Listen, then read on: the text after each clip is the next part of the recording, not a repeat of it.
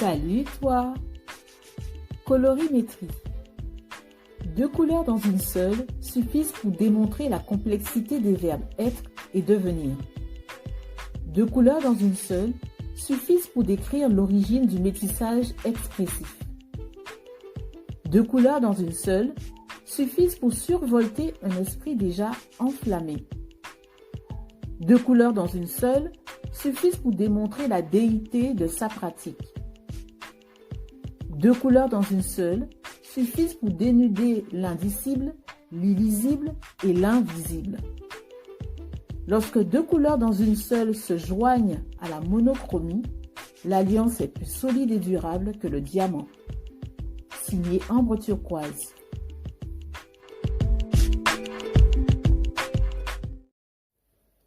Bienvenue sur Kaleidoscope and Full Life by Ambre Turquoise, le podcast de la multipotentialité et du multipreneuriat quand on est multipotentiel. Si ce sont des sujets qui t'intéressent, commence par t'abonner. Dans cet épisode, je vais te parler d'Ambre Turquoise à la 3e personne du singulier. Qui est Ambre Turquoise? Ambre Turquoise est le pseudonyme sur les réseaux sociaux qu'utilise Barbara Bolin. Elle est aussi connue comme poétesse sous le pseudonyme Amani Zori Baraka ou Amzoubé. Pourquoi a-t-elle autant de noms? Elle imagine déjà les puristes, les spécialistes et les experts se frottant les mains en se disant « voilà un cas pour la science ».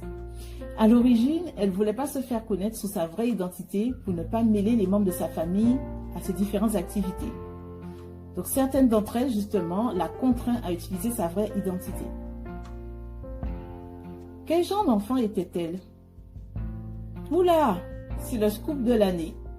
Si je réponds à cette question, allez-vous me croire? Derrière ce visage sage, je pense qu'elle est très bien placée pour parler aux jeunes. En tout cas, on peut passer cette question? Bon, ok. Pourquoi avoir choisi le nom Kaleidoscope and Full Life pour son podcast?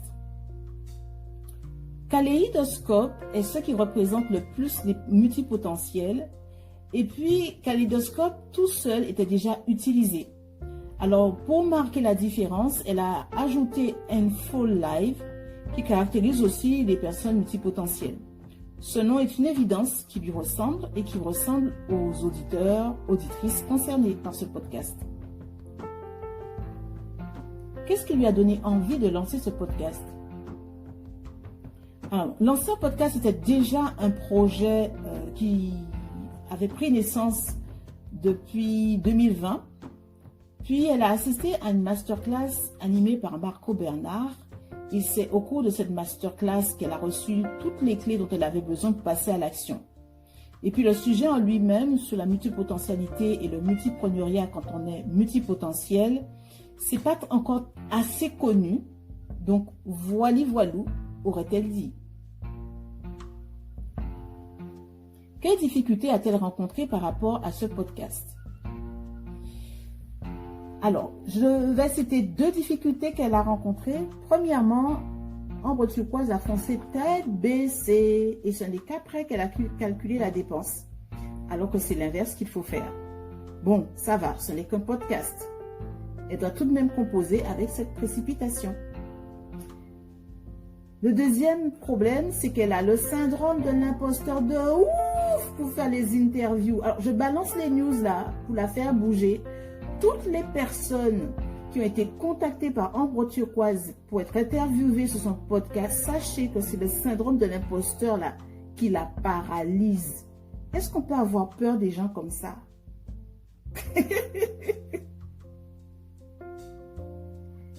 Justement, il y a une expression qu'elle utilise quand elle parle des puristes, des spécialistes et des experts. De qui s'agit-il exactement? Mais en fait, quand elle utilise cette expression, elle parle exactement de ces personnes-là. Mais ça ne concerne que ces personnes qui ne sont pas bienveillantes, qui cherchent toujours où se trouve l'erreur. Bref. Sinon, à part de ça, ce sont les puristes, les spécialistes et les experts qu'elle regarde pour apprendre et pour comprendre. Donc, ne vous sentez pas mal à l'aise avec cette expression. quel conseil donnerait-elle à celles et ceux qui hésitent à se lancer dans un podcast?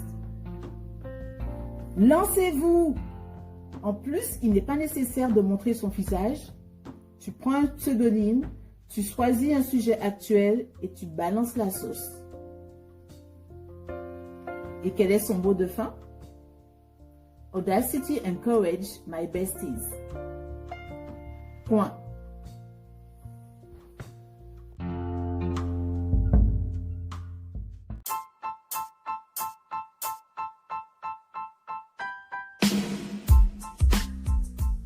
Alors, si tu as aimé cet épisode, n'hésite pas à le manifester. Ce sera avec plaisir que je lirai aussi tes remarques, tes questions et tes suggestions. Pour ce faire, envoie-moi un message à l'adresse email notée dans la description. À très vite dans le prochain épisode.